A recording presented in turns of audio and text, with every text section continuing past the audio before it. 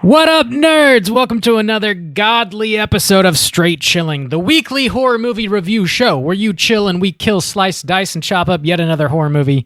My name's Bob. I'll be your host for the evening. This is episode number 306, recorded Monday, February 22nd, 2021. Tonight we're going to be talking about a new release, Saint Maud. Before we get into the review, let me introduce everyone else on the show tonight. First up, calling in from Washington, D.C., we got our boy, Randy Gandy G. Landy. What's up, man? Hello, gentlemen. Hello, godly Mangs, and peace be unto you, and to you. We are Mangs of and God. many more. We are ready to go on this very Christ-like episode. I'm stoked. I'm excited to talk about this movie. I feel him in me. It's tight. Okay. Yeah. Well, I mean, at least you're giving him what he needs. Last but not least, calling in from the Jacksonville, Florida, we got our boy Soju. What's up, man? What up? It's your boy Saint Stains. Bow down and rejoice. Savior's Is a saint stain like one of those things that you find and it looks like Mother Mary and you have a big press junket about it? It's just real melty It's looking. toast. It's It's godly melty. toast. It's extra melty. Spread a little jam on it, and All right. you're saved. Yeah, Bam. that maybe I'm the patron saint of alcohol. That'd be all right? Do they have one of those yet? I mean, Probably. You could be Bacchus if you want. I don't know if that's I a get in patron there? saint. I think it's called Jesus. Can I sign up for that one? I'm pretty sure. Yeah, I think Jesus it fits that description because his blood is wine. Let me go ahead and fill out the application. That dude is wasted 24/7. Let me tell you. Damn. Jesus stains. Before we get into the main event, let's tackle some housekeeping real quick. Here's your final reminder. Our March poll pick is currently posted on our Patreon website. If you support us at the $5 level or above, you get the chance to vote on a movie we're going to be talking about this March. The theme for March is adult animated horror movies, and the three movies you can vote between are Akira, Forbidden Planet, and Wicked City. Bob! Juice. This is the last week of February. How are those numbers looking? They're looking mighty good. Wicked City, I think, is going to take it. So we're all going to be watching that for the first time. Hopefully it doesn't suck. Yeah. I hope so. I thought you had seen it, Bob. You haven't seen that one? No, I have not. I've heard crazy things, though, so I am really excited about it. Yeah. I got to hear these crazy things. They are so crazy and so good to hear. Yeah, I don't know what accent that was, but you're welcome. Yeah. In other Patreon news, we do have a brand new Patreon supporter that we have to give mad shouts outs to. Whoa. Yes. The news is joyous, and we must say a big, giant thank you to Caitlin. We really do appreciate it. Every dollar you guys contribute goes right back into the show. And as is tradition around these parts, we owe you the straight chilling salute. This one is for Caitlin. Slap my ass. Yes, indeed. Thank you for the ass lap, Caitlin. Uh-huh. Keeping it red and pert. Keep them coming. Keep that ass nice and red. Also, in Patreon news, we just dropped a new mini-cast, so if you support us at the $10 level or above, you get access to exclusive Patreon content. I recently did a review for a movie called 12-Hour Shift. Whoa. Which is a horror comedy that was written and directed by Bria Grant. Bria Grant. I've heard of her. You certainly have. So yeah, it's currently up on Hulu or Amazon. I forget which one it is. I think it's Amazon. So you can watch it on Amazon Prime, and then check out my thoughts over on Patreon. What else we got? We got a lot of YouTube news. What's going on with our YouTube, Juice? Oh, my lord. We have a ton of YouTube housekeeping to get to. If you haven't heard, over on the Slack or on the YouTubes, Bob has been a quarantine this weekend. He's been blasting a lot of issues. But that means he's needed someone to entertain him. So I obliged.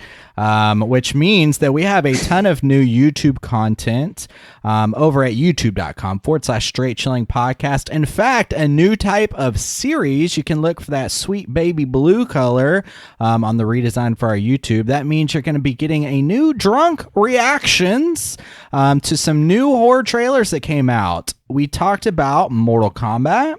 We talked about the new trailer for the new Danzig film. Oh, God. Death Rider in the House of Vampires. Thank you. I got you. We talked about a movie coming to Shudder called Lucky. They dropped a new trailer for that. And then also a movie that Arrow is releasing on their streaming service called The Stylist. Yeah. So we have 4 new videos that you can check out. We watch the trailers. We kind of react to them. We take a shot. So that's some new stuff. We also, to entertain Bob, the quarantine, we played some video games, some horror-esque video games. We played a retro game. That's about all Bob can handle these days. True. An old SNES game. Retro is our entire lives at this point. An old SNES game called Zombies Ate My Neighbors, and it's a fun co-op game. We played together, and it was a lot of fun. A great, just a lot of fun, respect toward a ton of just horror movies, genres. Subgenres. Yeah, you got werewolves. There was like a Tremor-esque level, a Mummy level, Mummy. Yeah, it was a lot of fun actually. So you can check that out over on our Twitch channel. That's twitch.tv/Straight Chilling Podcast. And me and Bob had some fun. We had a lot of people helping us out in the chat per usual. So thank you for everyone who tuned into that. And I think it's about all we got for the old YouTube housekeeping. Yeah, I think that is all we have in general for our housekeeping. Dare I say this house is clean? This house is clean. All right, it's time to get into the main event. We're talking about Saint Maud, and we're kicking it off with the back of the box. What's on the back of the box? Okay, Saint Maud is definitely a movie we've been looking forward to watching for over a year now. It was supposed to come out, I believe, in April of 2020 originally. It played some festivals back in 2019, so it's just been kind of lingering for quite some time. It is currently on Epix, which is a premium streaming platform. You can watch it there. It's also got a limited theatrical release, so it's still a little bit hard to track down, but you can watch it if you want to. This movie was written and directed by Rose Glass. This is her feature-length debut. And the plot synopsis is as follows. Saint Maud follows a pious nurse who becomes dangerously obsessed with saving the soul of her dying patient. Short and sweet, brought to you by IMDb. Since there is no back of the box, I cannot read it. Not yet. Bob, Not yet. Bob, when's this box coming out? I don't know. Dear God. Rob's already got a space marked out. He's got a little, Saint Maud goes here. got some It's like a little picture, some handmade art. This is just where some you will foam go. core with a Sharpie marker on it, written on it.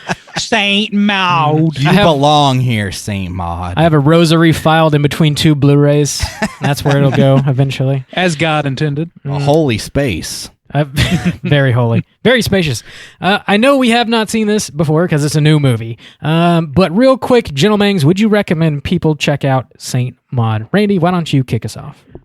I would. It's as always with qualifiers. I would say that I think that most horror fans are going to get something out of this. But just so people know what they're getting into, it's a bit. I think that most of our listeners probably have plenty of capability to ride along with a movie at this pace. So should be fun, but just know that it's not a laugh a minute romp or anything like that. All right, Juice. What about you? Yeah, so I ended up watching this twice. So that says something to you. I was able to catch it in the theaters. They showed it at our local theater here. And then it was on YouTube for a while, and like solid quality. So I caught it there too before we talked about it again, because we watched it. I don't know. It's been like 3 weeks, since we saw it in theaters. I would say, it's pretty much like A24. It's got that kind of art house horror feel to it. A lot of like dull colors, earth tone kind of colors. And it's a slow burn in a lot of ways. And it's religious, so not everybody's gonna dig on this, but I think it's a quality film, and I think it's got some really interesting things that it's talking about. But it's definitely not gonna be for everyone. If you're more of a spectacle kind of person, if you like the crazy blood and the gore or like cheesiness and stuff, then you might not get much out of this. But if you're okay with slow burns or interest in like religious horror, then you'll dig on this, I think. Bless you, Whoa, Juice. there Thank it you. is. Bless you, sweet summer child. That's the seal of approval. You have been forgiven. That was the You have been spirit of God stained trying to with the escape blessings me. of stain. I forced him back in. Yeah, you ain't going nowhere. Get in there, God. I Maud watched... bless you. Yeah. Bob, Yo, let's be polite about this. Bob, thank you. would you recommend people check this out? Yeah. I would. I watched this twice as well, Juice. Both times we're in the theater. We've got a dope art house theater that gets a lot of these limited releases. Thank the Lord. So I saw it twice there. It's A24 does Catholic horror is what this is. It's very much slow burn. If you are a big fan of The Witch, then you'll probably dig this. I think in a lot of ways this is a little bit too familiar. I think A24 might be, I don't know, becoming a little more predictable than I would like, I guess. But in general, I enjoyed this movie. It is certainly a well-crafted horror movie, and if you are into the slow burns, you will be into Saint Maud. So I do recommend it. Sounds like a solid recommend from the Straight Chilling crew in general. Let's go ahead and drop the spoiler warning and get into the rest of the movie. Here we go. Spoiler warning.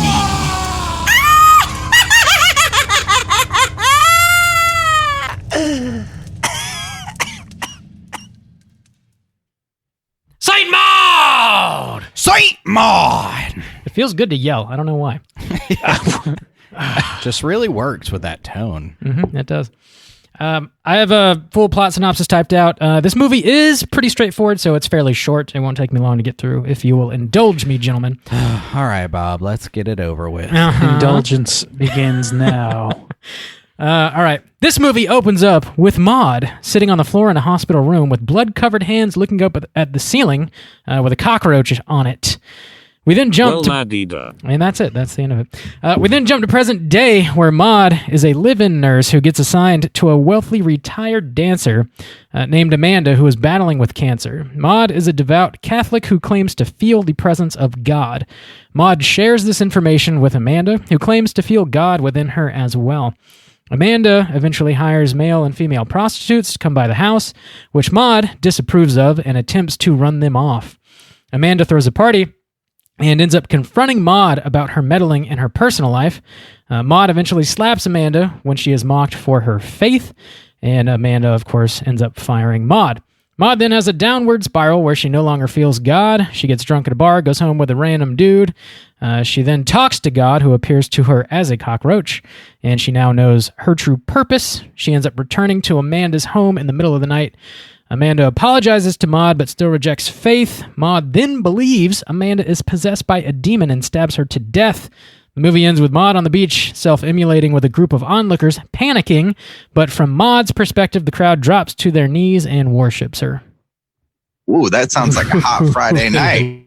Yeah, that's about right. Real hot. Real hot. Quite literally, because she's on fire. Yeah. Oh, yeah. Yeah. Yeah, let's get into this. I guess so. So let me start with this real quick. You guys saw this twice, and I can tell, I mean, not just because of that, but just because of the way you guys talk about this movie, that you got something out of this. Like, Justin in particular, it sounds like you really got something out of this. I kind of felt like, kind of what Rob was alluding to in his intro or his recommendation, I kind of feel like this was a little stale, maybe. I enjoyed it, and like the craft of it was pretty good. But there's something like there was like not much of an element of surprise to this movie for me. I agree. Yeah, it's pretty. I actually, my initial viewing and actually maybe even the second one, just to make sure, like when I was watching the second time, I was maybe a little disappointed because I guess I was expecting a little more push and pull between the characters of Maude and what's her name, Amanda. Yeah.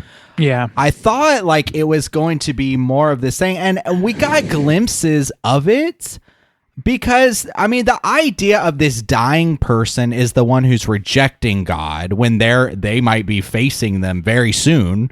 And the alternative is this young, should be going out, living life person who's devout and is taking care of them is the one who is very devout and yet being kind of mocked for it. They both have their own extremes.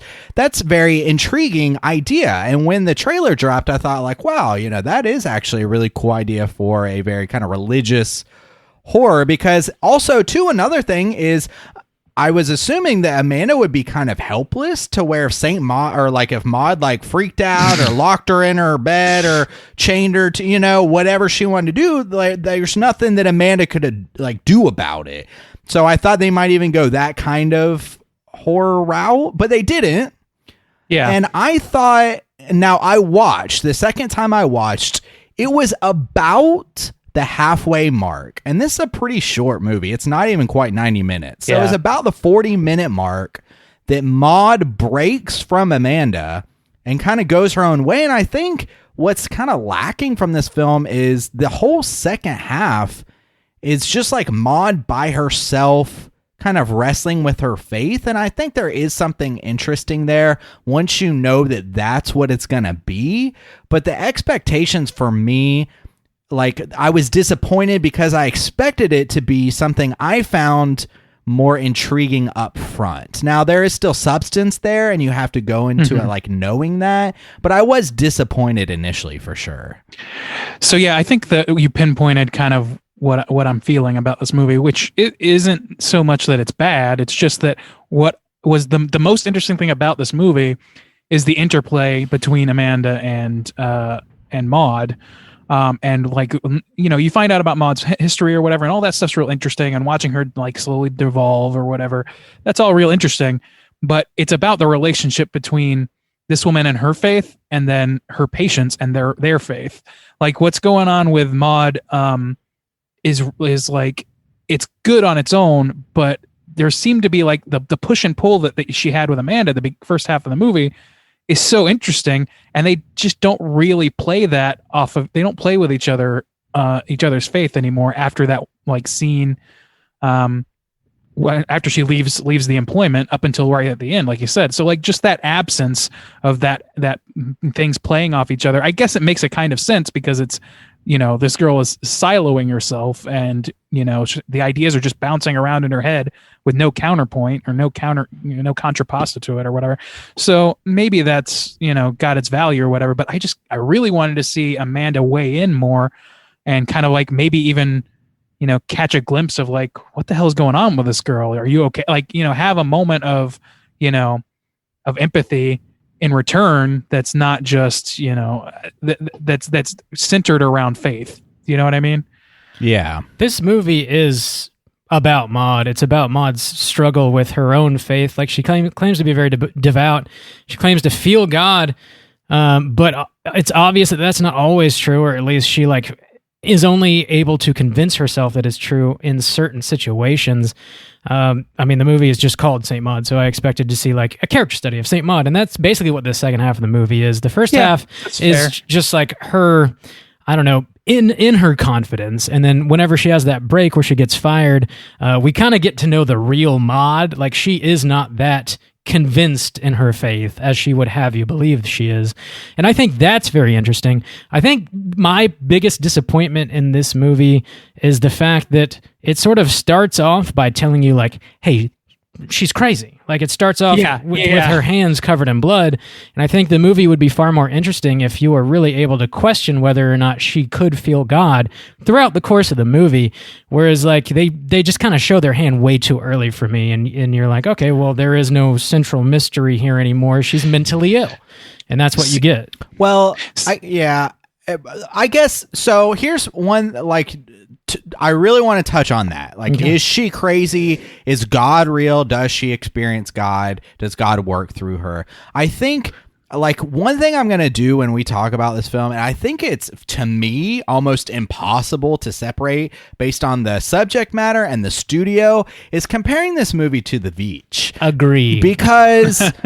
And for like many reasons, there's like one or two like very, very obvious ones, but Yeah. the idea of like the Beach, and one thing I find so interesting about it is it's kind of like the opposite side of a coin a little bit with this film, is that the woman we follow in The Witch, one of the things you're questioning like in that movie is there a witch and stuff like that, but the way that religion, I guess, is presented in that is in the people she interacts with, like her father and like her brother, and how that affects her and reflects off of her. So by the end, and everything that happens through the movie, by the end of The Beach, I don't like question what I'm seeing. Mm-hmm. Like, I take it as, and I don't want to do a spoiler for The Witch. We've all seen it, so I know you guys know what I'm going to talk about, but I don't question the ending of that movie. I accept it for what it is. At I mean, face there is value, some yeah. ambiguity there for sure,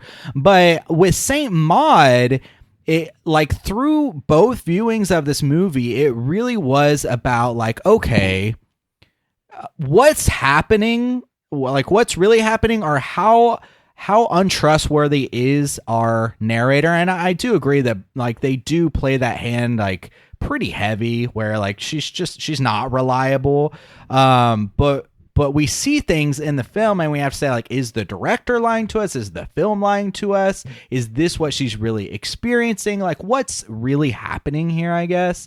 And so I am gonna compare this to The Witch a lot through different scenes, but that was kind of my take on it. There was a certain sequence in this movie that leaves you no choice but to compare it to The Witch. For sure. When the roach shows up And starts at the talking. beginning of the third act, yeah, that is taken from The Witch. I Like- literally, when that scene happened, Yeah. well, when Go that ahead. scene happened, right, like, we saw the roach con, she was laying in her bed, we were all watching in the theater together, and before anything happened, I literally leaned over to Bob and was like, would you like to live deliciously? And then it started speaking, and I was like, are you fucking kidding me? Are you fucking kidding me? It felt, the first time I saw it, it was surprising, but it felt cheap a little bit, because that's such an infamous scene.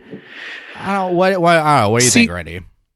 I mean, I gotta actually disagree with you on the ambiguity of this movie. I definitely think that The Witch is a more ambiguous movie than this one, and I don't think that movie is all that ambiguous. I think that there's one scene in particular, I think there's a wealth of evidence that this movie is front to back, like Rob said, this woman isn't well mentally. And in fact, the ambiguity that I would have liked to have seen is really more like if they had tempered her religious zealotry to make it less concerning right on the outset. You know what I mean? To make it more like uplifting for this woman. They kind of play that hand a little bit, but like from the beginning, she's already kind of like, you know, like she's very like she's corporal punishment on herself and all this stuff. Like she's talking about wasting pain, and she's doing all these monologues about Christ or whatever, and that's all valuable to the story of a woman going insane. But it's kind of like early in the game for me to know how twisted she is, and to kind of keep that baseline all the way until just about the end. Yeah. So to me, that was kind of, but like, as far as like what happened, I think there was a little ambiguity here. Like you could read into it and say, like you said, like there's nothing 100% proof positive, but I think it comes pretty damn close with the very last shot of this movie. Yeah, I think that like there's if you no had, reason to show that. If you had any Unless this is questions, real. it's squashed by that last second of footage, Right. basically. I wish that. So like at the very, speaking of the end of the movie, we see when she lights herself on fire, from her perspective, she gains like these angel wings and people fall on their knees and like kind of worship her and stuff. And she, you know, we get that last second, she's actually burning to death, and it's very gruesome and horrific. But another, like you said, Randy, she mentions a line in the movie several times: "Never waste your pain." Yeah. And we see her like inflicting harm on herself throughout the entire movie. I wish that we would have gotten more flashes of her like with the angel wings or something similar to that. So like when she's walking on the pins and needles that she puts in her shoes, like we just see her actually in pain. I wish like we would have seen, I don't know, something godly happen there, and like when she burns her hand, something a little more godly happen there to make you as the viewer question like, okay, maybe she really does see God. Well, or just if it got results of some kind. Yeah, some kind of result. Small, like something that could be construed as a positive result out of that. Yeah. Then it gives you a little pause, maybe. Here's where I disagree with that a little bit and where my mind was going. I ultimately agree. But I did feel more pull, even between both viewings of this movie, a little bit more pull of she's obviously crazy. And that's not necessarily like my question. What I did find intriguing after my second viewing and after I tried to like wrestle with this a little bit, and what I respect about it is if you're taking this as a religious horror, okay, what we experience from Maud's perspective would be what if you really like got into it and like, let me read the Bible or whatever. This is like what somebody who's like persecuted for believing God would experience. You know, like imagine like if God spoke to you. Like, how would you even tell anybody about that without any kind of persecution of being labeled as insane? Or so I like the ideas, I guess, of throughout the history of Christianity. I mean, like the Bible based on people speaking to these things that nobody else can see, telling them to do wild shit that everybody mocks them for, that everybody persecutes them for. And yet there are billions of people who accept that as a truth and who accept that as like a noble spirituality. And yet we're seeing the reality of it here in this movie where like when it's on pages of a book of a Bible, it's all like, oh yes, these people did the will of God, praise them. But like when you see it in like what it would look like in reality in today, if an angel came and spoke to somebody today, like what would that look like? And I think this movie captures it was a marriage to the beast. Yeah, I mean, I think the movie captures that, and I respected that about it, I guess. I feel like it's less about her being persecuted for beliefs, though. Like, she does like get made fun of at the party, but like the only reason she loses her job is because she slaps Amanda in the face, and that's really the only bit of persecution we see. I mean, yeah. Well, I guess even her struggling with it, like, cause we see her saying like, "Is this fucking real?" She kind of struggles with that idea, like, "Am I fucking nuts?" And that's kind of a reaction somebody would have if somebody spoke to an angel or God. Like, am I fucking insane? Sure. I mean, we see her have these supposedly. She's not reliable. We see her have these physical reactions where she's saying like, I'm being embodied by God, or we see through her eyes, like Amanda turns into a demon, or these things happen. It's like, is that happening to her? Like, does she really believe that? Now, obviously I agree, like, especially with that ending scene where she's just fucking burning alive, but there were people who did that. There are people throughout religious history who set themselves on fire, who people praise as being godly. I do. No, I know. Sorry, go ahead, Bob. Oh. I was just going to say, like, I almost don't even see this as much of a religious movie. Like the way we're talking about, I understand. I mean, obviously, and on some level it is, and there's a lot to be talked about within religion or whatever. But like Rob said, I don't see a persecution angle on this. That sounds like an interesting movie, but I don't think that's this movie. At least wasn't for me. To me, this movie is about somebody who clearly has some severe trauma from her previous job, which we learn a little bit about throughout the course of the movie, but without giving too much, information. It was just enough for us to know that it was extremely like mentally breaking for her. She lost her job. She like it was the opening scene of the movie, and it's like the catalyst for everything. Well, we did see what happened. Her dealing with her trauma. We did kind of like and through flashback and like. She killed like somebody. She killed somebody. She while killed she a was guy doing by trying to save CPR. Yeah. Right. And I don't know how much more there is to that. We don't know what the fallout from that was, and we don't know. We know that her religion came as a result directly of that because it's explicitly stated in this movie that she was not religious until recently. Yeah. So to me, like as soon as I heard that, I was like, okay, so this is a woman with trauma using religion as a crutch to keep her from feeling that intense weight of guilt from this murder. And to me, that's when the movie stopped. Like, the religious aspect was almost incidental at that point. At that point, it became entirely about this woman's frame of mind, not necessarily her method of coping, but the fact that she is trying to cope. Does that make sense? That's true. And I guess I really shouldn't have said the word persecution, because I agree. She's not necessarily persecuted other than she's like kind of mocked.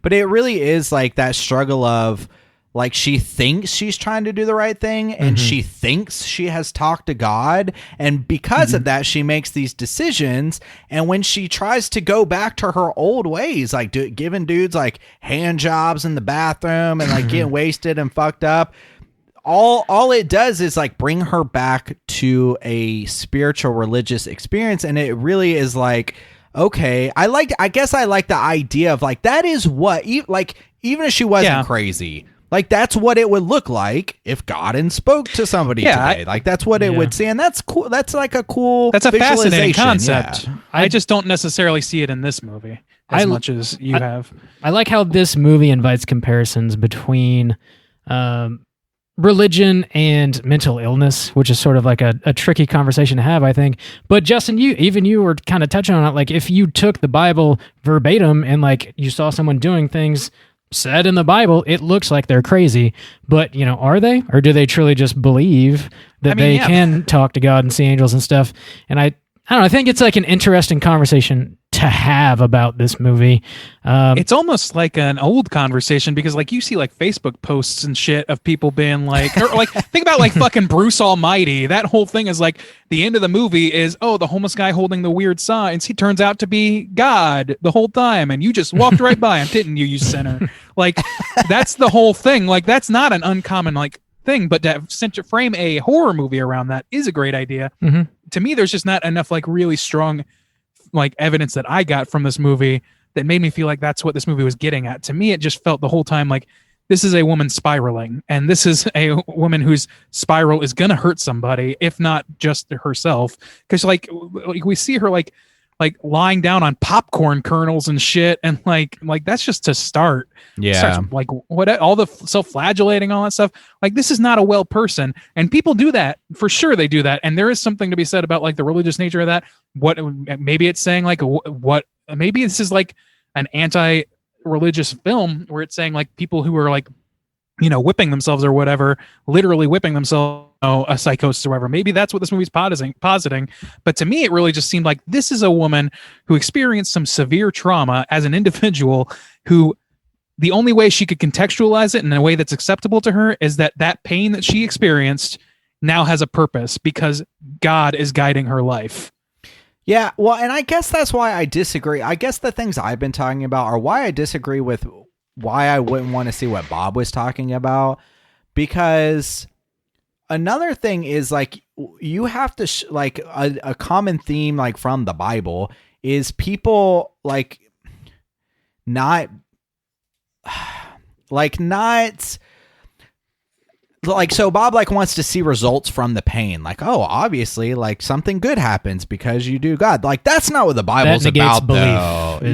Yeah, like the thing is, like, you believe and you believe and you suffer, and then when you die, you just fingers crossed you go to heaven. And so it's not a direct like, I walked on these spikes for you, God, so let me get like immediate relief or satisfaction. So that's why I wouldn't want to see that, because that's what it really should look like. According to religion, you know, you suffer and you suffer and you suffer, and you have to question, and it's this test of your faith. Do you really love God? Do you really? Because he's never going to show himself to you. He's never going to give you what you think you want and all this stuff. And it's like, that's where faith becomes so important. It's like, you just have to believe or whatever. And so that's why I would want to see those visualizations. Yeah, that's when you got to go to the pay to prosper model. I'm speaking more about this woman being mentally ill. And that's why I want to see that. As a journey for us, how she envisions watching this woman. Sure. Yeah. I agree on both ends. It depends on what she's going for. Yeah. It depends on what she's really aiming for with everything. So to me, it just seems like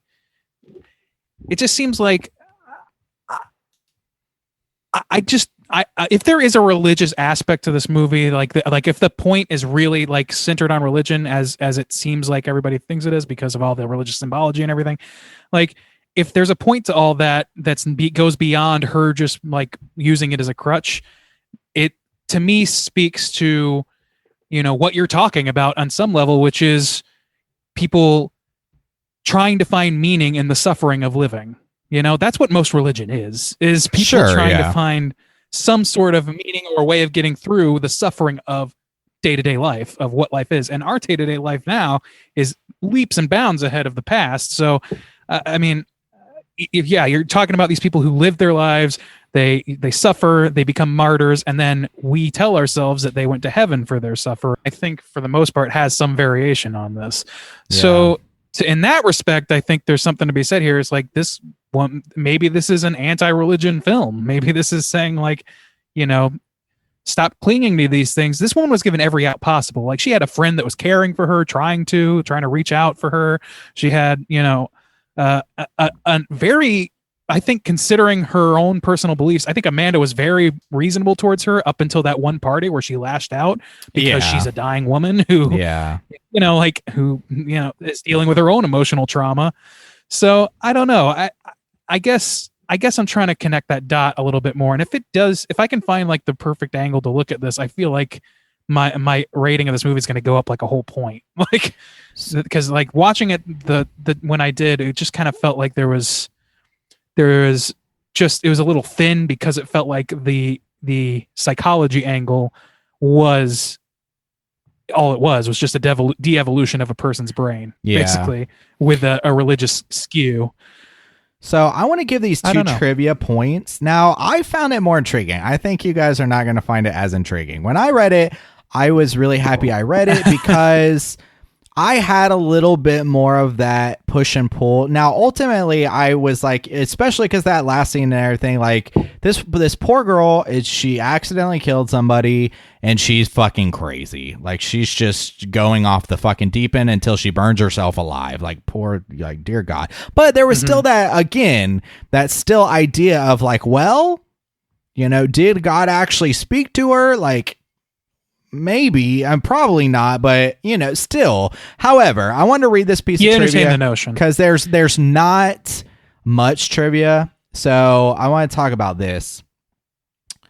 God. So when the cockroach comes down and speaks as God or whatever, God is voiced by Morfydd Clark, or I don't know how to say her name, but it's the girl who plays Maud. So the girl who plays Maud voices God. She's speaking Welsh, and they just pitch her voice down to sound like the crazy God voice or whatever. So she is speaking, which I think is a great artistic touch, if nothing else. That impressed me. I was like, that's fucking cool. I'm proud to say I clocked that when I watched it. Randy, nice. I don't know. I had to piece together that it was her voice, but I was like, that sounds like a pitch dropped lady's voice to me. And there's only one reason to really do that here that I can think of.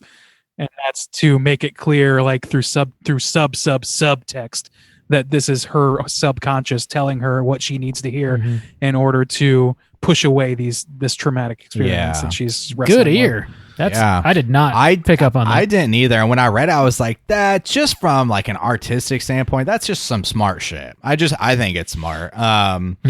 Another one, I don't really know the significance of this, but it seems like it might have some. It's got to. Maud's eyes are two different colors. One is blue/green, bluish green or whatever, and one is brown. However, the actress who plays her only has green eyes. So that was like a conscious choice to give her two different colored eyes. You know, that's used a lot. That's a trope that I see a lot in film and stuff where people have two colored eyes, which is something that you see in nature. So it's, but I don't know exactly what the significance of it is in any of those movies that I see it in for the most part, unless it's a situation where it's like, somebody has inhabited, like in Bly Manor, they did that, where they, you know, once somebody had inhabited a living person, a ghost inhabited a living person, the eye color of one eye changes. So there's a specific reason for that, and I gotta think there's a reason for it here, but I'm not sure exactly what it is, because she's not split personality. I mean, I guess if you want to say that she is God, like to that end, like she is the God she's praying to, then I guess you could put it that way. Maybe that's it. Yeah, I don't know. Yeah, I don't know. Also, she changes her name to Maud, and I don't know what the significance of that is, because I don't know the historical or Mikey context of the said something name about Maud. it. What did he say? I don't remember what he said. He said something about the name Maud is like what, Latin or something for, was it Mary or like something? Maybe not or I don't know. He said something about it where it seemed to have some kind of religious like significance. This says that in Old German it meant powerful battler. Okay, maybe not. I don't. I think her real name was like Katie or something pretty. Yeah, her name was standard. Katie. So yeah, that is a strange choice. Also, one thing we need to talk about. Me and Bob talked about this for a while. It's a weird choice. I don't exactly know why they made it. It's interesting, but the setting, everybody's British to the point to where even the bum on the street is British and like talks in British lingo, and then even Amanda's like guy friend who comes, like older guy friend, says he has a line of like, "Oh, you should be in London. You shouldn't be wasting away here." Yet, is that what he says? Yeah, he says something about like, "Oh, you need to be back in London." I thought or he whatever. said like something about her being in London, and that's where they were. Is that not the case? No, he said come back to London. Yeah, you need to come back to I had London. it backwards then. So, but there's this huge sign that says Coney Island.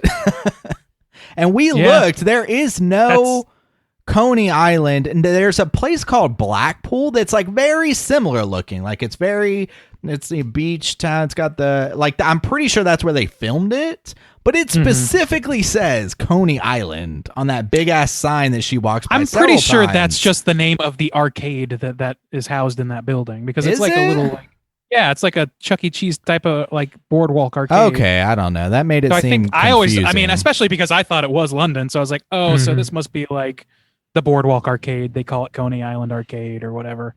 I'm pretty sure it was filmed in a I don't place know. called Blackpool, but not 100% on that. Blackstool. So, yeah. I did want to talk a little bit about like some of the artistic choices in this movie, specifically like the camera movements. There's a lot of like very extreme angles happening here. And there's this one shot towards the end. There's a few dolly shots, but there's one specific dolly shot like right after she kills Amanda and she's walking out of the house, where it's sort of looking up at her in like the night sky, and it makes it look like she's floating, like she is like angelic and floating across the lawn. Fucking love that shot. That's like the chef's kiss shot for this movie, in my opinion.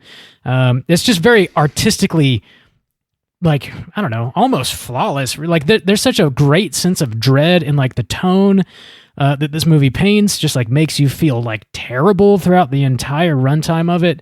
So like I really dig the tone and the vibe of this movie. I think like artistically the choices are made very well, like the color palette and everything. Even it's set at a beach, but everything just feels like gray. Like just dark and gray. Yeah. Another reason I thought it was London. Yeah, for sure.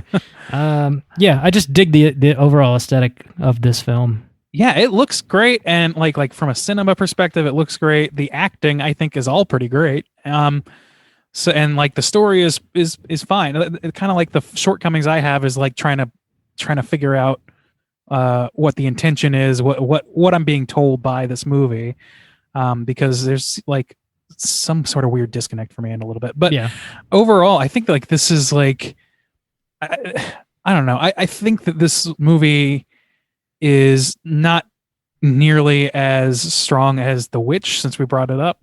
Yeah, for sure. And I think that the reason for that is that there's no. not enough interplay between the characters. There's too much of a siloing of Maud for those sorts of things. They could have at least done like more her talking to herself sort of things, or you know, it just seemed like there was it was lacking that, and the people she did talk to were a lot of times one-off people who didn't have much to say beyond it. There wasn't enough of a character arc for this character study of a movie. It didn't go deep enough into Maud, and whereas you've got The Witch and a lot of like the other more successful A24 movies, they have the benefit of like a family dynamic, so there's like layers of interaction in those movies like Hereditary and The Witch, and like this just doesn't have that. You've got Maud, so you kind of want to go deep, and you don't really get a full sense of who Maud was before she had this traumatic event that caused her to become religious, and we see her like immediately right off the bat religious as hell. She kind of has a little bit of a struggle, talks to God, is religious as hell again, and then kills some people. So there's not much of an arc to speak of, really. Yeah. Well, she has the arc, but it's like there's a little bit of tell and not show happening, right? Because we're told that she used to be called Katie. We're told that she used to go to the bar all the time, but we don't ever see any glimpse of the version of Maud or Katie that is like your average everyday person pre-trauma. Do you know what I mean? So we just don't have a sense of contrast between who she is and who she was. Yeah. There was one scene I generally like. I didn't particularly like watching the struggle of Maud and Katie, like with her religion. Like that just didn't. I agree. Like even when she's like regular Katie, she's going out on the town. It felt like a lie. You know, it felt like that's not who she wanted to be. So then the arc, it really isn't there. It didn't feel like a struggle other than like desperation maybe, or like just trying to find something. But there was one convincing moment of that whole sequence where I was like, oh man, I don't know. It just kind of hit me in a rough way, where she's sitting at the bar alone. I think it's after she's given this dude like a handy J in the old bathroom. She's just sitting there, and there's this group of other people who are like similar to her age or something, were like sitting right next to her, and she just tries to like laugh along and like get in on just like obviously they're friends, and they all like look at her like, what the fuck are you doing? Like, you crazy person. She just starts like laughing along and inching closer and closer, and I felt like, man, what a lonely person. You feel for her. Yeah, that was rough. I loved that. I love that for the reason that, like, and what's interesting, it's interesting to me that sequence of her being like, her deviating from the flock or whatever is a problem for you, or that you didn't like it as much, because that speaks exactly to what you were talking about earlier of like, you know, this is a person who thinks that she's going crazy, and she's right.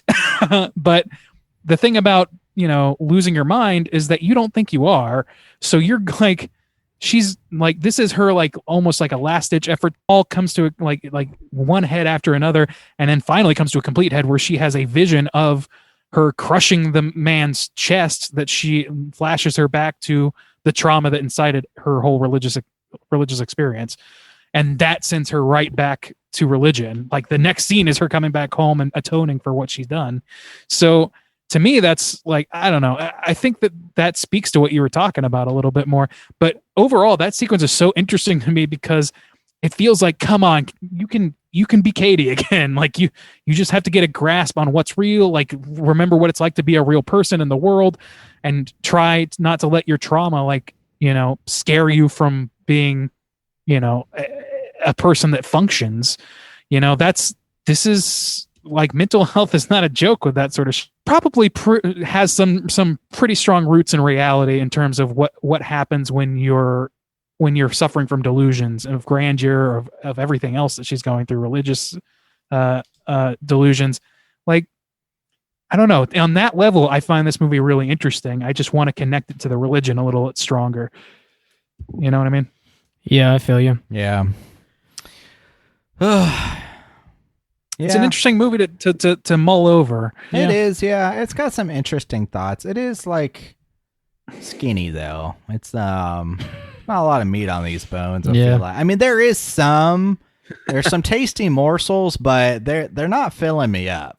I think it's an interesting choice that Katie, when she does feel the presence of God, it's very physical. It's very sexual. Like it seems as though she's almost having a full-blown orgasm in certain sequences.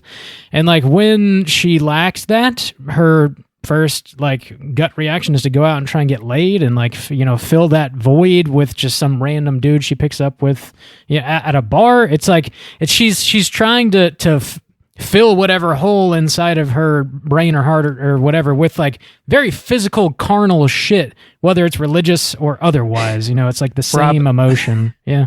Your phrasing is hilarious. Yeah. Well, yeah. Gotta fill the old hole with some God. Fill the you blow hard. The literal or metaphorical void, whatever. Yeah, I mean, I really thought that was interesting, and there's also like some like homosexual undertones in this movie. I thought like she doesn't confront the male prostitute or whatever that you guys brought up. I don't even remember him. I just know him because you brought him up in your synopsis, Bob. But the female sex worker that comes to be with Amanda, she's the one that gets confronted. And also, like, homosexuality is like the hot button, a religious problem that it is to people.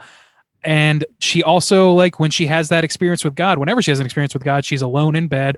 Or the one time she's sitting next to a woman who she's supposed to be caring for and who is also theoretically, or in her mind, also having a religious experience. So I feel like, and I don't know, I can't put a name on it, I can't label it, other than I think there's some sort of like commentary happening about some like, maybe she's also repressing some latent homosexual tendencies or something like that. That's the only kind of button I could put on it, but it seems, I feel like there's an intentional choice being made there. Yeah, it could. And I took it as more of like a jealousy thing because the girl was close to like the same age as Maud, the sex worker.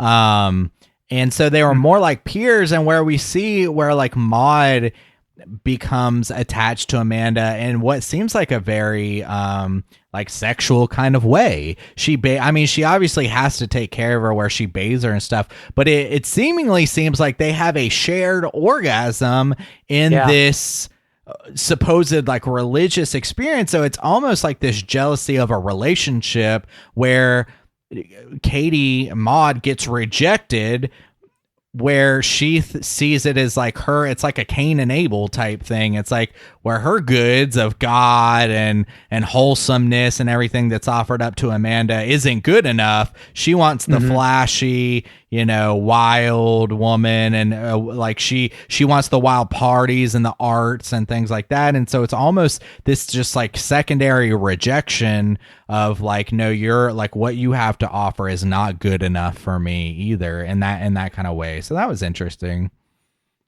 I agree with you totally. And like one thing also that we haven't talked about yet, this is a bit of a digression, but this movie, like, it had some pretty good jump scares, like quality, well-earned jump scares, I would say. Like certainly that last shot, like we talked about of her burning, which is cut from like hard cut from her, being ethereal with angel wings to burning alive with body horror emphasis.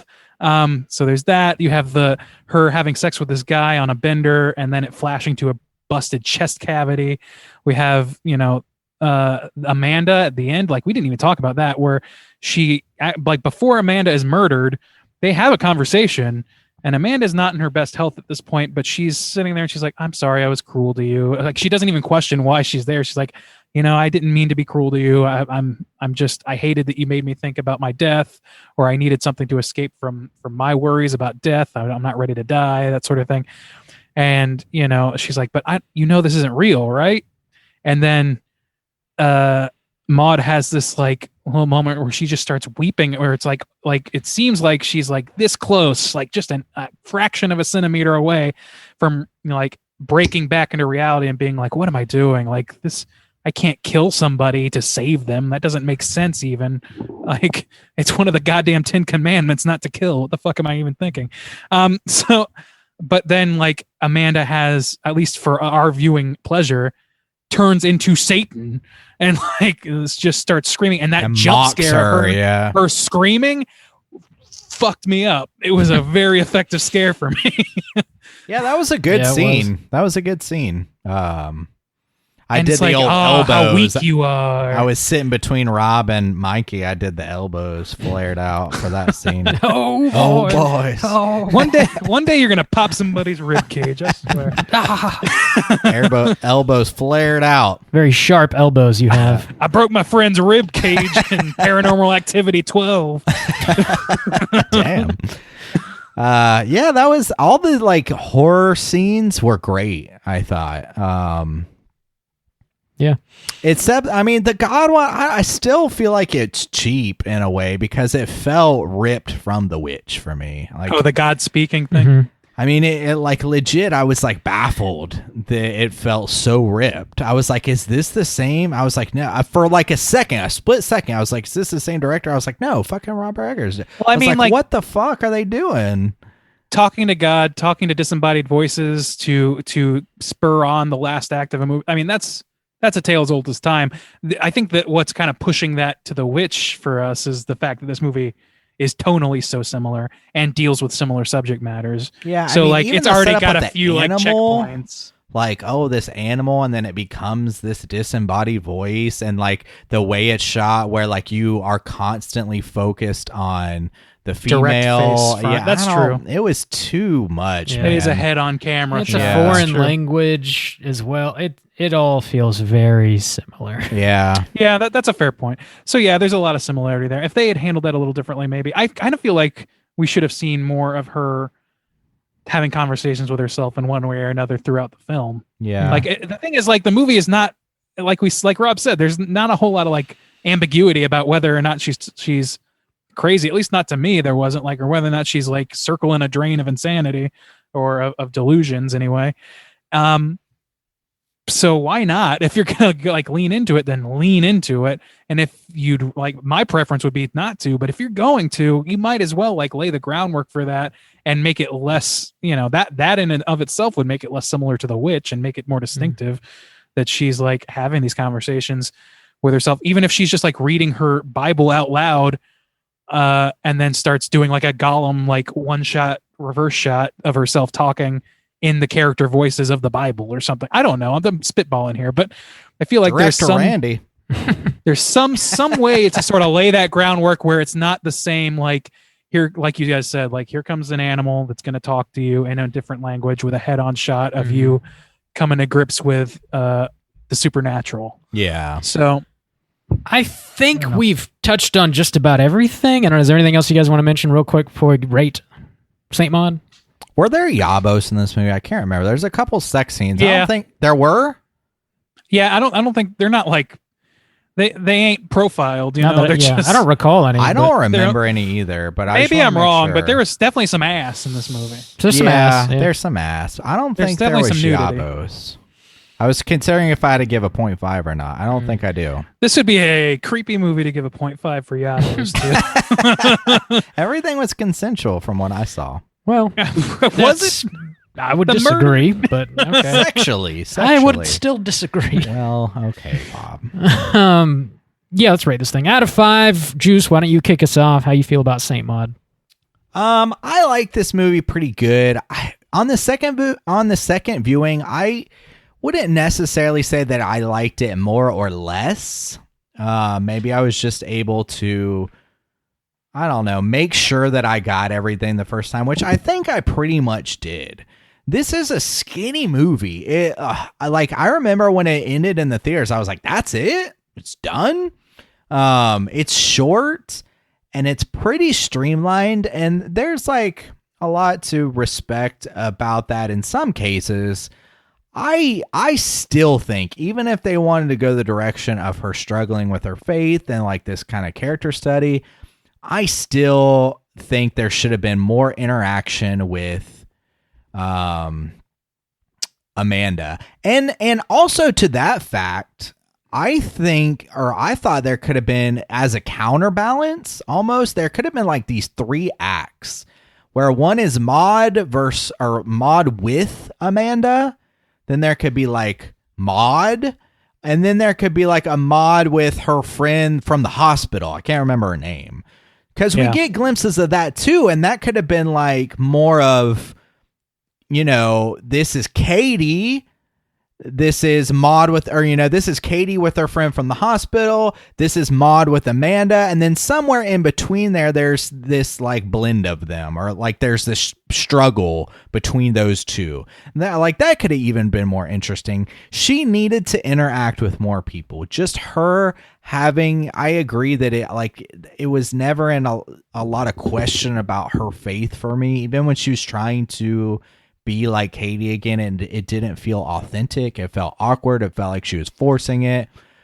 So she doesn't really have a lot of like growth. I don't know. It's not like that interesting, I guess. However, this movie is filmed really well. It's got a great style. The acting is great. Like you guys said, the horror aspects, they really land. They're a little sparse, but when they hit, they land really solid. There's a lot to respect about this movie. I like that decision that they did with God about making it voiced like by the girl who played Maud. And I don't know. I just felt like they could have added more to it, especially for the runtime. It wouldn't have killed you to have like a handful more dialogues that lasted, up to 10 minutes, just like 2 or 3 more, a couple minutes apiece for more interaction and struggle or something, and just add an extra 10 to 15 minutes on this movie. That would not have hurt it at all, in my opinion. So overall, having seen this twice, I'm glad I watched it the second time. I didn't mind watching this second time, but I don't like particularly want to watch it again. Not really. So I'm going to give this movie a 3.5 out of 5. 3.5 from Juice. Randy, how you feel about Saint Maud? So I think this is like, from a craft standpoint, from a tone standpoint, I like most things about this movie. I think like Justin said, there needs to be more groundwork laid to get to know Maud, and particularly Katie version of Maud.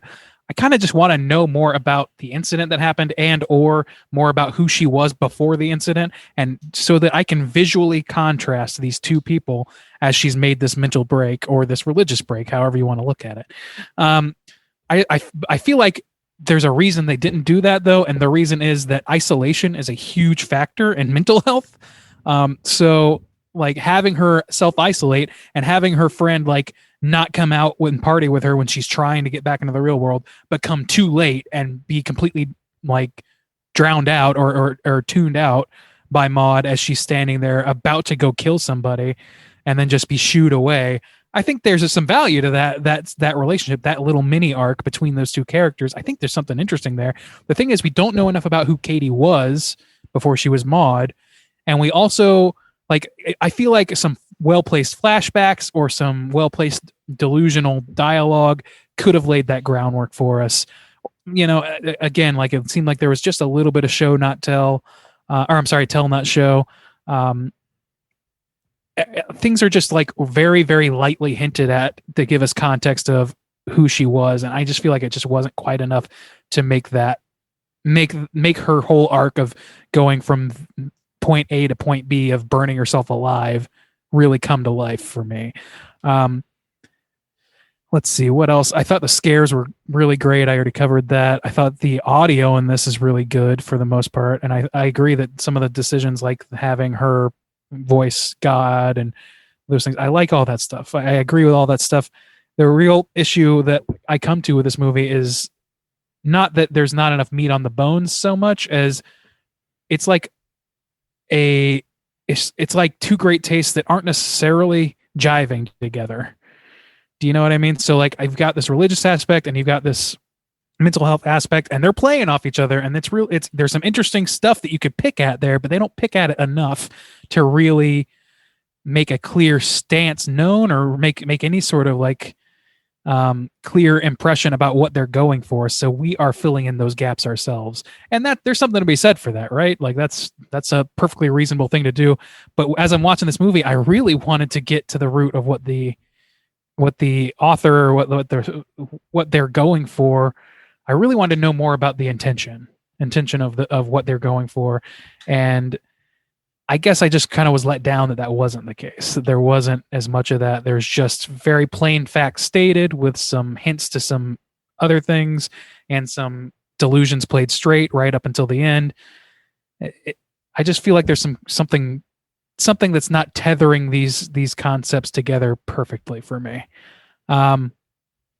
So yeah, that's my big gripe, and it's kind of tough to put into words, so I apologize. But all that said, I still think this is a really, really well done movie. I'm gonna give it a 3.75. I think that craft-wise, this movie deserves a lot of praise. It's just like the storytelling that I feel like just needs a little bit more seasoning, you know? Like peanut butter and cayenne pepper. Bob? Yo. That sounds delicious. Out of 5, what are you going to give old Saint Maud? I'm going to give it a 3. Yeah? Yeah. I can't believe I gave this the highest score. This, I'm going to give it a 3. Yeah, it's a 3 out of 5. This movie, I think, has a lot of interesting ideas happening. I generally don't think there's enough of a central mystery in this movie. I think they give you too much too quickly. I also don't think there's enough of a character arc for this character study of a movie to really be satisfying. So those are like my biggest gripes. I will say, artistically, I think this movie looks fantastic. I think the director is extremely competent, and I look forward to seeing what she does next. Overall, it's a pretty solid entry into making a feature film. So keep at it, Rose Glass, and I'm sure we'll be talking about whatever it is you do next. Rose Glass sounds fake as fuck. That's it. Probably, that's gotta be a stage but it's name. a dope name. I like it. It's a good name. It rolls off the tongue. Yeah. I also like you made me think of this, Bob.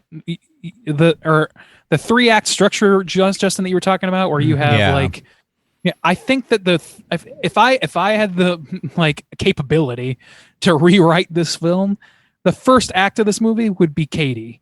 Yeah. The second act would be post-trauma, trying to get her shit back together, getting a different job, going and meeting Amanda and having a time with Amanda. And then the third act would be pure isolation, mental break, unable to cope, and then the murder. I would almost disagree with that. I think there's something to be said about having like a cold, vicious Maud at the beginning, and then maybe having the sympathy in the middle of like being like, you could reverse it probably. God, yeah. she's really trying to hold it together, and then like going buck wild or something. I don't know. I think that you could probably reverse it to similar results, but like to me, the addition of more of the pre-trauma or like present trauma moments for her would have gone a long, long, long way. Y'all want to know what the aggregate is? Because I know. It's a 3.4. Let's go ahead and jump into our Rotten Tomatoes segment and see what the critics and users think about Saint Maud. Certified fresh to death. All right, ladies and germs, we got us a Rotten Tomatoes segment here in which these two gentlemen are going to guess to the best of their abilities what percentage of critics and users gave a positive review to Saint Maud.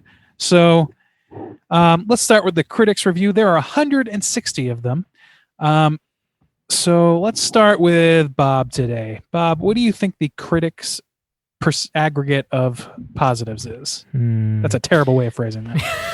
It's getting better every week, Randy. Yeah, I know.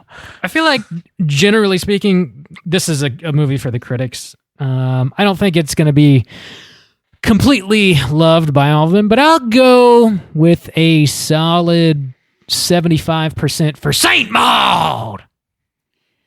75. All right, Juice, what are you feeling? Yeah, it's a good sample size. I think it's going to be higher on the critics. This is a bit of a snart. Snart. Snart farping. Snart It's a bit of a farping shark film. Yeah, a bit of a fart sniffy film, if you will. I think it's more of a critic style film, so I'll go a scotch higher. I'll say 82. 82%. We're gonna give a hell yes to Justin on this one. Hell, You just bleated yeet. That was a yeet bleat. Yeet bleat. This is a 93% certified. Holy correct shit! film. Wow, Fuck. that's pretty high. 93%. That's way too high. I think I can. I don't think so. I mean, like, yeah. what percentage? Like, do you think is fair to give It's a negative? for the Yeah, critics. Yeah. You know, Yeah. I think it's fair. Yeah. There's no. Oh wait, no, it is. They moved it. Okay, the critics' consensus has moved to another location. It's a lower. Yeah, they lowered it. Sons of bitches. A brilliant, unsettling blend of body horror and psychological thriller. Saint Maud marks an impressive debut for writer-director Rose Glass. I think Sorry. that's all pretty fair. Sorry, Randy. What was the name of this movie again? Saint Maud. Saint Maud. You gotta really put the girth in there, Randy. Saint Maud. I was trying to save my ear holes, but you guys have seen to that. So, Saint Maud. let's go to the audience score now. Soju, we'll start with you this time. What are you thinking? It's definitely gonna be lower on the audience. How many people have rated this? I'm Randy? sorry. Yeah, it just says 250 plus. Okay. I don't. All right. So, They might be changing the way they do things. Like less than 300, I guess. Yeah. Man, I mean, because this, it's a slow burn.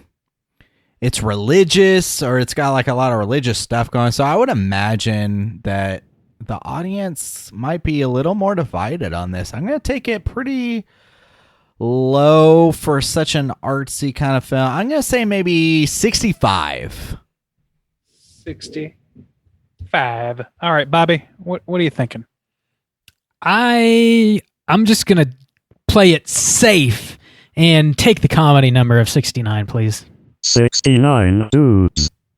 69 dudes is our winner for this evening. It's actually No, only hell, 1 yeet point sweet. off. It's a 68. Oh, no yeet bleed this time, baby. Say ball. Say ball. What's Hey, the hey, Bob. What's Yeah, Hell skeet. thank you. is that the opposite of a hell yeet?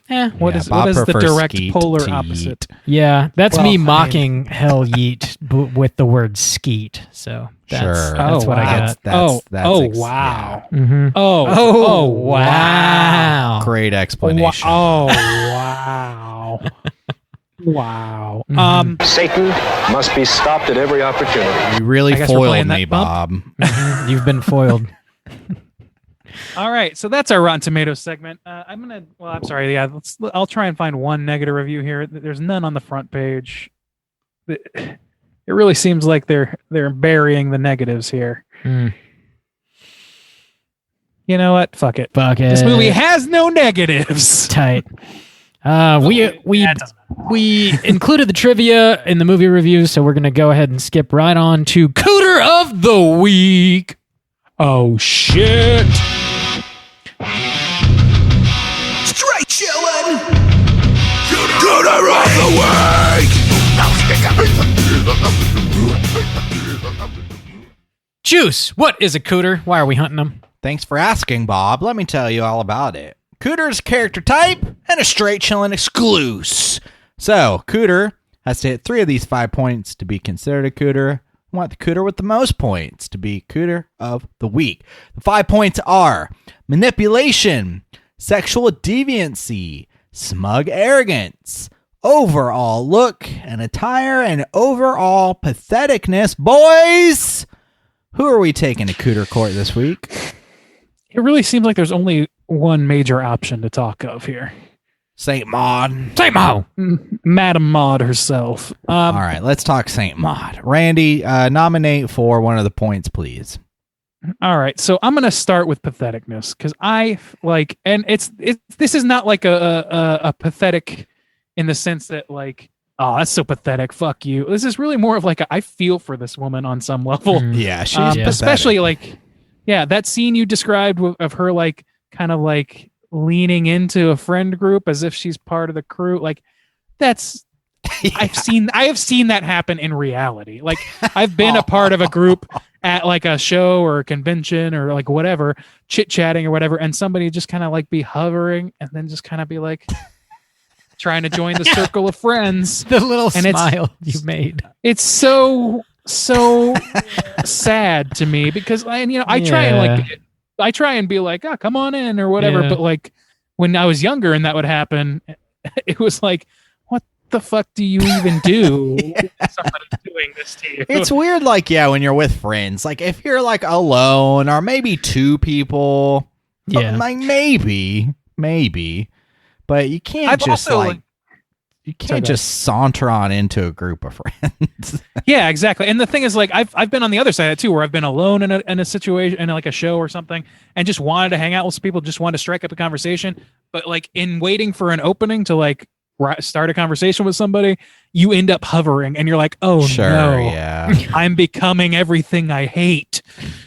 Everything, a cooter, everything. Yes. So yeah, patheticness, and not just on that level either. It's like, the self-flagellation or whatever. Like, I mean, to me, that's maybe a personal thing, but like whipping yourself literally bloody is not what I would consider to be sane or reasonable behavior. That's the mark of somebody with some serious trauma, and certainly the case in this film, somebody with some trauma that they're working out in an unhealthy way.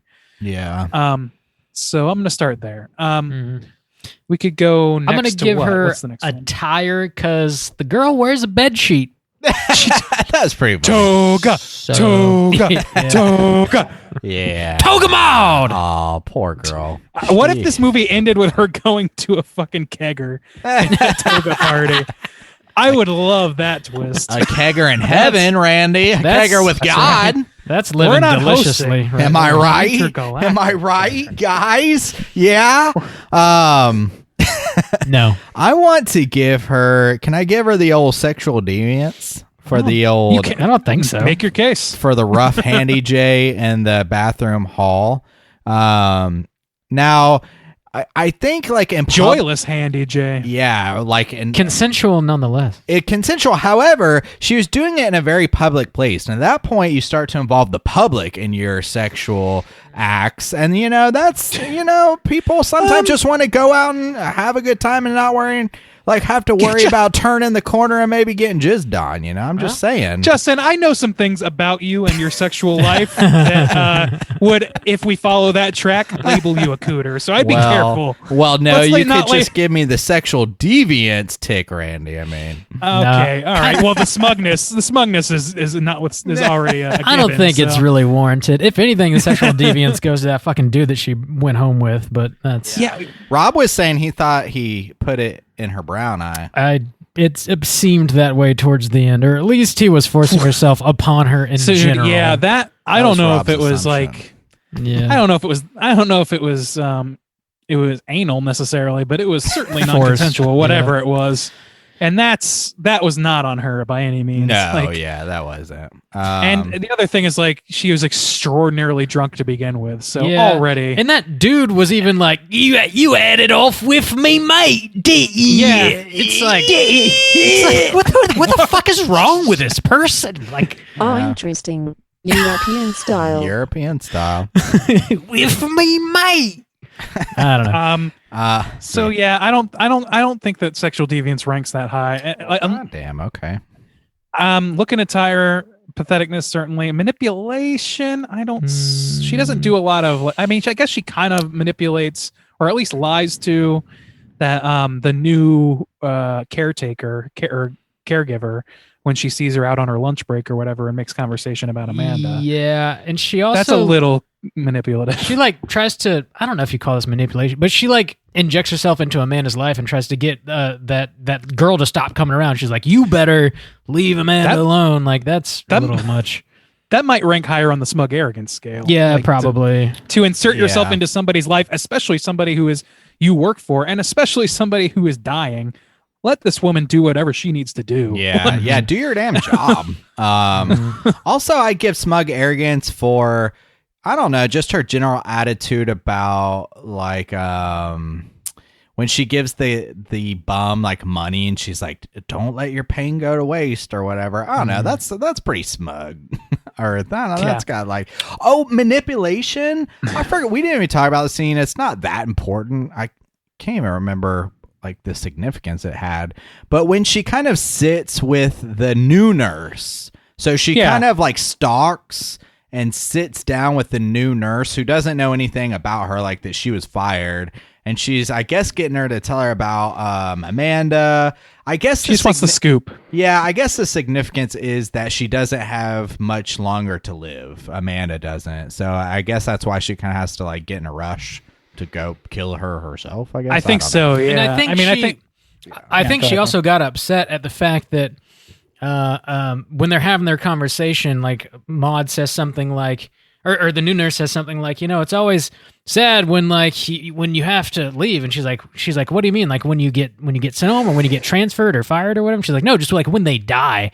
And you're led to believe that Maud in her career has like always just been asked to leave. Like she's never been with a patient. That's true. Until they have. Until they actually die of natural causes. Yeah. Well, yeah, and that's another thing. Like if they had shown or even talked about her having a string of failed, caregiver positions, like they kind of imply that, but they're very non-explicit with it. Yeah.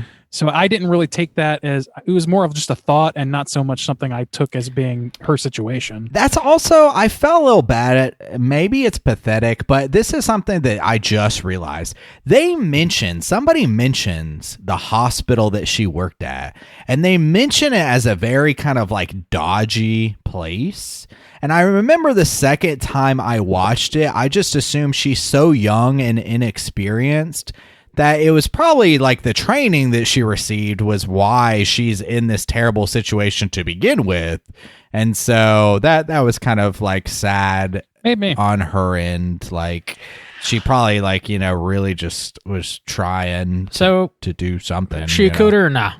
Yeah, she's a cooter. I think she hits enough of them. This is a more subtle cooter than we're used to. I think this is not a big Hollywood Cooter light.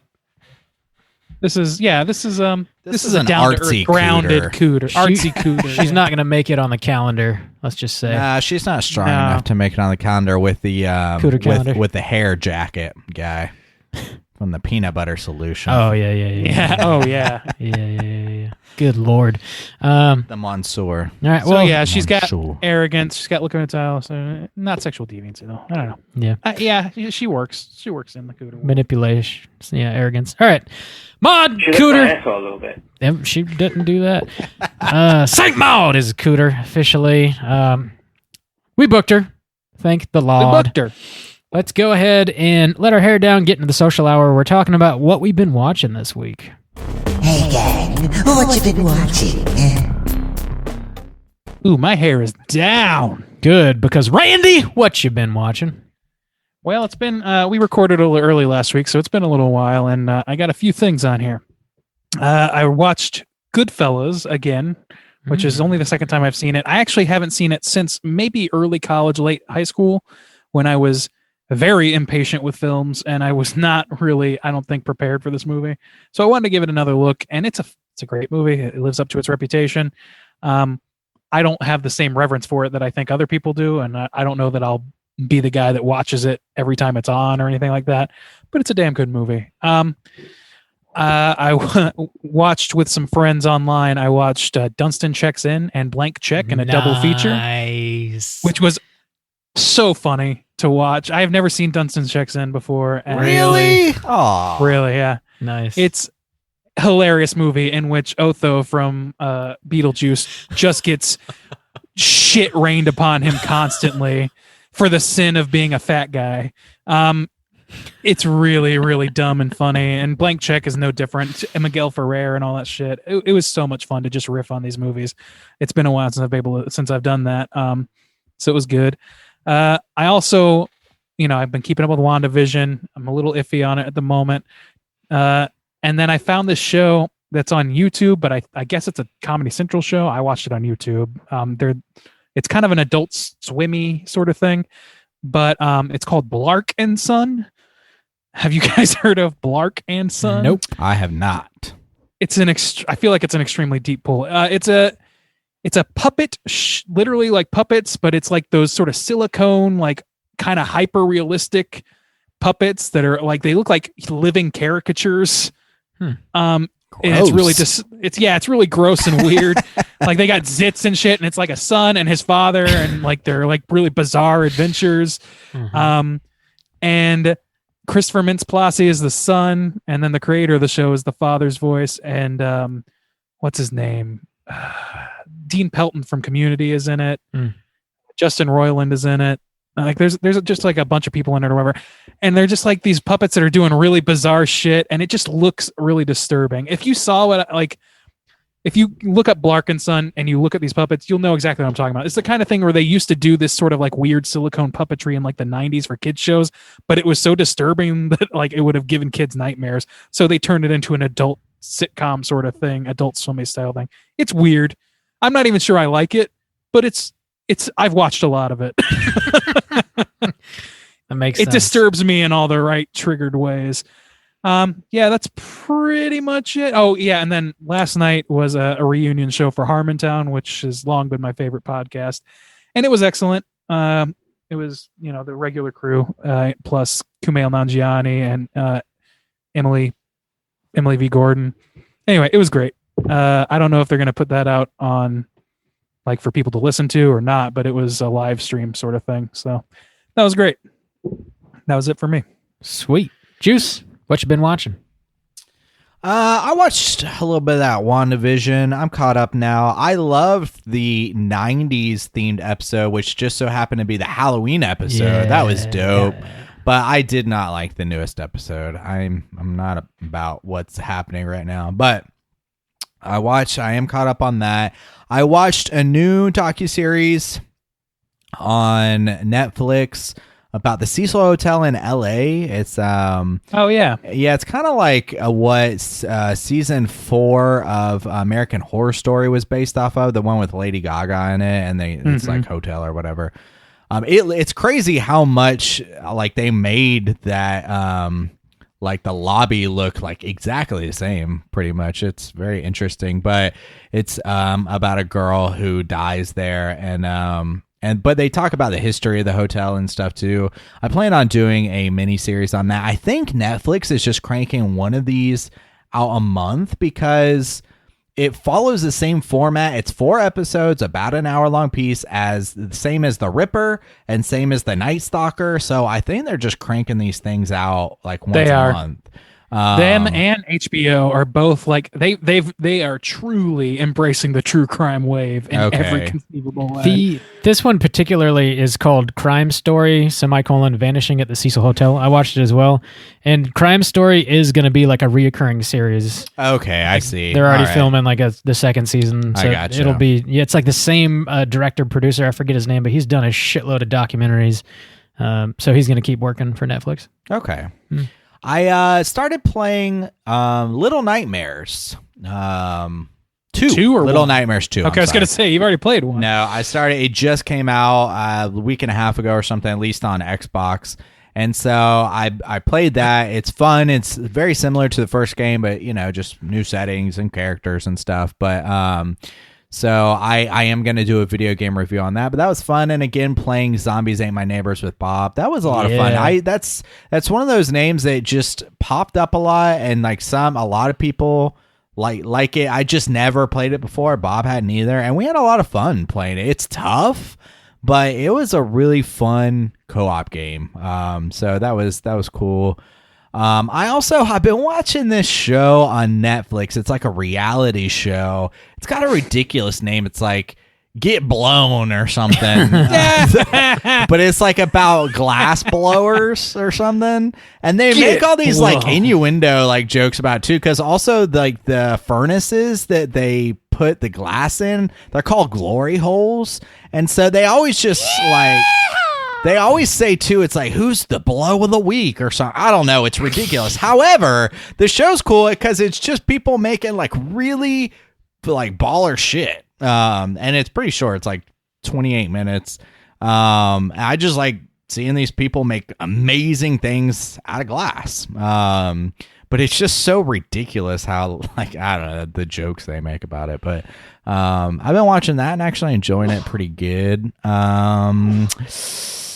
I think that's about it. I think that's about all I've been watching. I can remember at least. Bob, what you been watching? I revisited The Burbs. Whoa. Oh, classic. Yes. Is Satan your pal? Satan is my pal. Satan is my friend. I want to kill everybody. I love that movie, man. It never gets old. Old Tom Hanks starring in this horror comedy. Princess Leia is in it.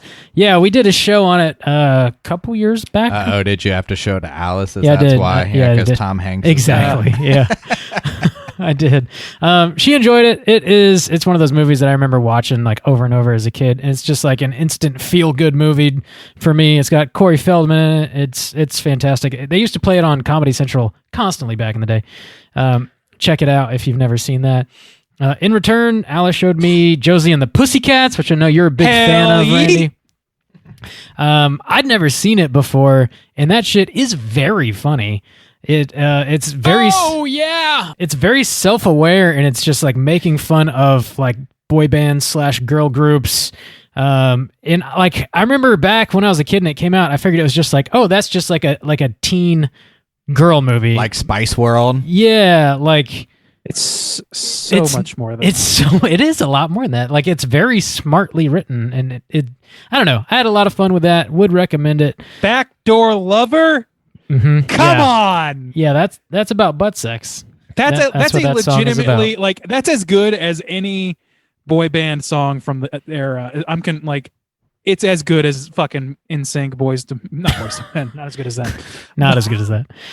But from the 90s, 2000s. Oh, so good. Good shit. And it's about butt sex. Funny shit. It's got Seth Green in it. Can't go wrong. Also, I started rewatching some Stranger Things and got through about the first half of the first season. This show's fucking great. It's just great. Watch it if you haven't. That's really all I've been watching. We got one more segment to get into. It is our Hotline Scream. Hotline Scream.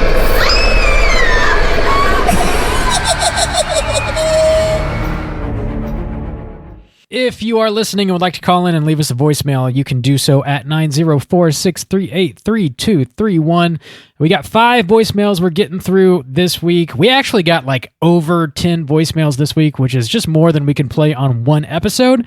So we're going to get to the first 5, and if we can get to the second group next week, we will. It just depends on how many people call in. We're going to try to get to them all, but sorry if you don't hear your voice tonight. We'll try and get to it eventually.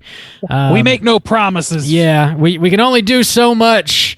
If this was our 9 to 5, then we'd fucking do everything all the time. Drunk reactions every day of the week, but we just can't do it. Only Bob would quit his job and hang out with me all day. Right. Fuck it. I don't need money. That would be cause for concern if you were drinking every day. Yeah, that would be not great. It's for work. What? I'm on the clock, baby. So yeah, we got 5 people calling in. Last week, I think our main prompt was just asking about what our listeners do for their day jobs. If you happen to listen to us at work, what do you do while you're listening to us? So we had some people call in about that. Some people called in just to say, hey, what's up? I think first voicemail we're going to hear from Chris. Let's hear what he has to say. Hi, Straight and Chillin' crew. This is Chris from Phoenix. Apologize if the sound quality is bad. I have a 3-hour commute every day to and from work, so I'm calling while I'm driving hands-free. Wanted to thank you guys for the podcast. I'm really picky when it comes to podcasts, especially movie podcasts. I usually tune out really fast as soon as people get really snarky, and I like that you guys, even if you don't like a movie, you don't shit on the people that like them or, shit on the things themselves. I tried a horror movie podcast a couple weeks ago, and the first thing they started talking about was that big Star Wars announcement with all of the Star Wars projects that were coming. And it just immediately, started making me feel guilty for liking Star Wars or whatever. But also wanted to tell you guys that the whole bit a couple weeks ago about the jet ski, that made me laugh really hard when I was driving home. I'm usually a humorless son of a bitch, but I was literally laughing really hard. And so, yeah, and then also birthday cakes. I just on the birthday, because I can't do it all the time, I like to break out the do some role playing and break out the Harry Potter and the Dumbledore costume. That's always a lot of fun. Switch roles sometimes. Totally kidding. Anyways, Have a good one, and I'm looking forward to listening to my Bloody Valentine episode. Thanks. Bit? I don't know what bit he's talking about. Yeah, we died we and all went died. to hell. We were in hell, friend. Okay? Burning for a week. It was a marriage to the beast. The things we do for you listeners, we went straight to hell. And if you do want to hear us totally shit on a movie, there is an episode for one of the Underworld films somewhere in the archives. I'm sure that does I tried to exist defend if it you to ever get some the urge. extent. It's like episode 96 I'm sure you did or something. But, I mean, paper We also tigers, picked a man. bad There's one, nothing okay? We talked about like part 5 or something. Let's be fair here. Oh, It was a bad Blood Shark. Underworld Blood Shark. Is a little. A bad Underworld is a little redundant, don't you think? Oh, Randy. You're so snarky. I'm Thanks, so snarky. thanks for calling in, Chris. I Yeah, hope man, your 3 Dumbledore sex goes really well, man. That sounds shit cracked good. me up pretty good. Yeah. Man, you get a lot of ideas, I'm sure, driving 3 hours to and fro. Dude, every day. whoa, man. Yeah, That's I hope, nuts. if anything, we can make your drive a Yeah. little bit better, man. That sounds I'm going to keep rough. up the energy so that you can not fall asleep at the wheel or some shit. Yeah, oh, man. That sounds awful to me. So was I he would not saying do- 3 hours to and then 3 hours from? I think. That's what it sounds like. 6 Let's say it's hours? 3 hours total. I don't Jesus Christ. know. That's worth a good Saint old-fashioned Maud! yeet bleep. My dear Saint Maud. Jesus Christ. Sweet Maud Almighty. Wow. Chris, stay awake. Don't crash your vehicle. That would blow. I think next up, we're going to hear from Kristen. Let's hear what she has to say. Hi, Straight Chilling crew. This is Kristen calling again from Canada. I called last week about the peanut butter solution, and you guys told me to check out the Christmas Martian. I had left a prior voicemail, but the system cut me off because I was talking too long. I was rambling about this horrible movie that I just watched. But yeah, it was kind of weird. I had to find it on like some weird obscure Facebook page from this guy from Quebec who posts like weird shit that I guess he just finds, including this movie. And it was kind of, I don't know how to feel about the movie because it was like, it definitely had kind of the same look as A Christmas Story, but it was a lot more washed out, and it just kind of, it didn't really make, I mean, it did make sense. It had a weird storyline. This police officer is looking for this Martian who went into a convenience store and ate all these jubes. And he was wearing like this weird full body green fishnet leotard, which I thought was kind of also weird. And he leaves green footprints in the snow. And he was wearing like a face net balaclava thing. I don't know. The whole movie was really weird. I don't know if I would ever watch it again. But it was something that I've never seen. So, I'm always up for weird, obscure movies. But in response to the prompt of what I do during the day, I'm a graphic designer, and I work for a food company, and I absolutely hate my job. I have no creative say in anything, and the person who makes the decisions is a complete fucking moron. So, but your podcast makes my day go faster. So, but I do painting and I do freelance on the side, so that helps me out. But I don't do anything interesting. I'm not a butthole nurse, so I definitely I don't top those people. But just want to let you guys know that I watched the Christmas Martian, and it was fucking terrible, and I'll never watch it again, but I appreciate the recommendation. I just wanted to let you guys know what I think about it, and I love your podcast, and I'll see you guys next week. All right. Well, okay. It exists. It does. A confirmation. Thank you for finding that. I'm shocked that you did and that you actually watched it, so that we don't have to. Apparently, it sucks. Thanks for doing the heavy lifting for us. I don't know, man. The amount of time she used the word weird really makes me want to watch this movie. Yeah. It sounds like you would enjoy it. If anybody did on the show, it would be you, Randy. You like the weird shit. I do like some weird shit. I mean, I like the peanut butter solution somehow. So Yeah. I don't know. That also graphic design solidarity. You know, go team. Go team. I'm sorry your job sucks and your boss is a moron. I don't think that's a unique problem, unfortunately. Yeah. But get that freelance going, man. It's the life. It's a good life. Hell yeah.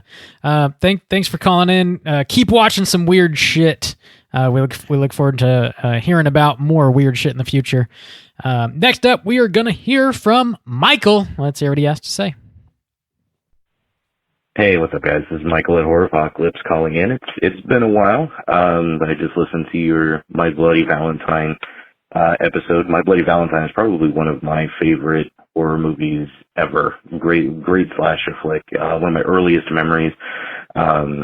I don't know, it was 5 or 6, I think, when I saw it, and the scene where the girl falls out of the dryer, that's just embedded in my memory for forever. I love that movie.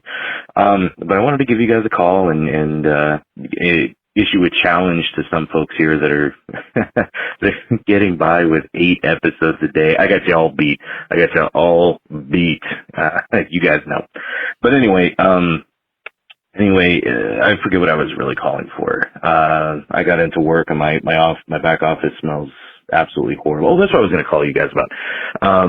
What job I do. I work for the second largest cable and communications company in the country. I can't exactly tell you the name because I'm just trying this new thing where I'm trying to keep my work out of everything, but I work for a cable and communications company. We'll just leave it at that. I don't get to listen to you guys much at work anymore because we've gotten so much busier, but I do listen to and from work, and my drive is about 45 minutes a day, so to work and 45 minutes back. So I get usually an episode in a day. That's pretty much about it, guys. Thank you so much for everything that you do. You guys are a great cast. I have my own, but I listen to you guys more than I want to even record my own. You guys are fantastic. So keep up the great work. And Dustin, you deserve a hell yeet. I can't do it as well as some of these other guys, but just know your hell yeet is in my heart for you, buddy. I got you. Have a great one. Thanks for all the hell yeets, guys. Bob refuses to give them to me, so it's not just me; it's Randy too. Well, I mean, but you're the one who's supposed to get. You're the one who's losing, Bob. Whatever, man. The protocols have been set forth by Justin. Right. I shall not hell yeet bleat upon you. I won't do it. But getting all the love from the listeners, that just makes it all worth it. I don't even want hell yeets from Bob anymore. Only from the listeners. Yeah. Oh, buddy. I don't even want it. You soldier on, friend. It's fine. I didn't even want a hell yeet. It's fine. I never wanted it in the first place. Michael, that's incredibly impressive that you listen to us that much. I'm like blown away that people listen to us at all. So the fact that people listen to us talk some shit for that many hours a day, it can't be good for you guys, really. Michael did an impressive amount of research for us here recently that required him listening to all of our shows. So thank you so much for doing that, man. That was a big help. We really appreciate it. Everybody send your hell yeets to Michael as well. Yeah. Listen to horror podcasts. You can watch it too. They do the watch parties and stuff on Fridays. True, so you can watch and listen. Yeah, check out Horrorpocalypse. Show Michael some love because he's definitely been showing us some. We appreciate it, man. Yep. Next up, we're going to hear from Leslie. Let's roll tape. What up, nerds? This is Leslie coming at you from Bend, Oregon. And I'm just calling to let you guys know how much I appreciate your show. Honestly, I've been listening for over a year, and I've probably listened to every single episode. I'm fortunate enough to be able to listen at work, so I have listened for a straight 10 hours some days to just your podcast after podcast. So I'm loving it, and I'm a big horror fan. Not as big as you guys, though. I don't get to watch as much as you do, but, and let's see, I wanted to let you know that I saw, the original Exorcist at the movie theater, and I was younger, but I remember it scared me so bad. Every time I close my eyes, I see her face, and I ended up having to crawl in bed with my parents like 3 nights in a row. So that was fun. I also saw the original Night of the Living Dead in the theater, and that was 68, so I'm pretty sure I wasn't super young when I saw it. I don't remember exactly, but I just know that one really scared me too. Anyway, I really love your podcast. You guys make me laugh out loud sometimes. Honestly, very entertaining, and I just appreciate all you guys do. So just keep it going, guys. All right. Peace out.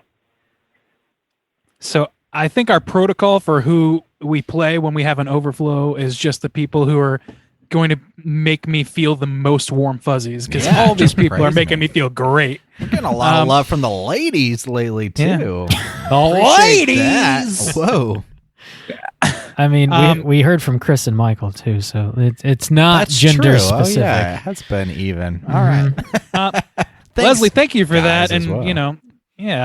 I love Bend, Oregon, by the way. I stopped in at the Blockbuster, which I'm sure you hate that the entire town is reduced to the last Blockbuster in America, but it is what I did when I was there, and it's a great spot. I just love Oregon in general. It's a beautiful place. They just released a documentary about that last Blockbuster. Like, it just came out last week, actually. I think it's called The Last Blockbuster. So check it out.